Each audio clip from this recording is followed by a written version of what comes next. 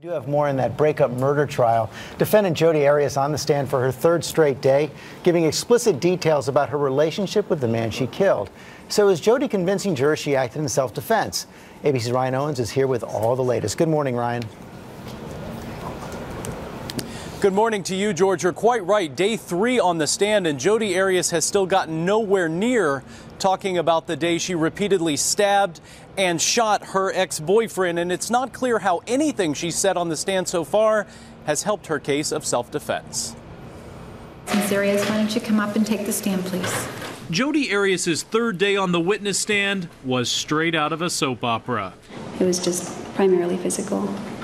In excruciating and often explicit detail, the admitted killer told the jury about the early days of her relationship with Travis Alexander back in 2006. I'm getting a lot of attention, but only while we're engaging in sexual activity, and then we check out and he takes off.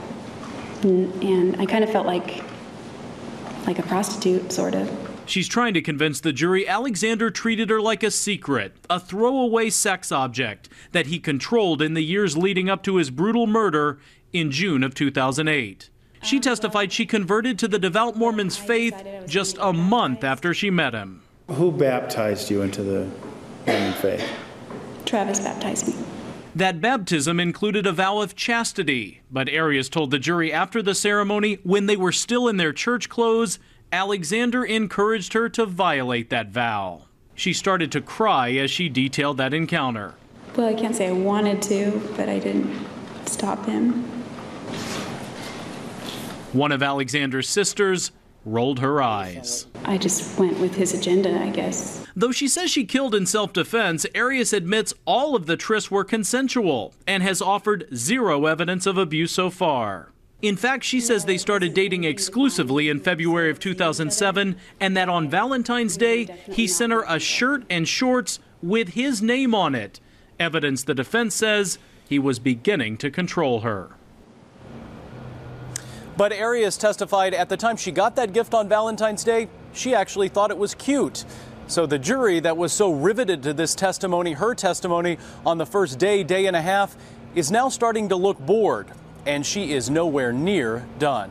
Amy? All right, Ryan Owens with the very latest. Thank you. And for more now, let's bring in GMA legal analyst Dan Abrams. And speaking to that, it was day 3 of testimony, and it looks like she has more. And we haven't even gotten to cross-examination yet. Are you surprised by how long this is taking? Yeah, you have some people saying it's a death penalty case, and as a result, they have to let her put on the entirety of her case. I don't think that's the issue. I think that there may have been a sort of plan here, in effect, a legal filibuster, to make sure that the jurors leave for the weekend with just the direct examination. Because remember, there's no testimony today or Friday. So the jurors have now had 3 days of direct testimony only, no cross-examination.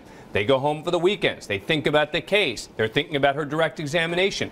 Her attorneys may have planned this to make sure that that's exactly what happened. She is giving a minute-by-minute account of things that happened 4 years ago. That's why, because I can't explain why all of it. I understand why a lot of this testimony is relevant. I can't explain why all of it is relevant, which is why I'm starting to think that there was some strategy here. And let's talk about the explicit nature of her testimony. Obviously, we can't even touch it here in morning television, but we're talking about graphic details, graphic photos being shown to the jury. What impact does that have, and what are they trying to achieve with this? They're trying to say that he was controlling her sexually and through religion.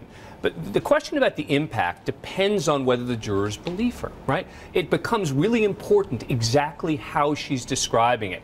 She seems nervous at times. She's trying to seem uncomfortable.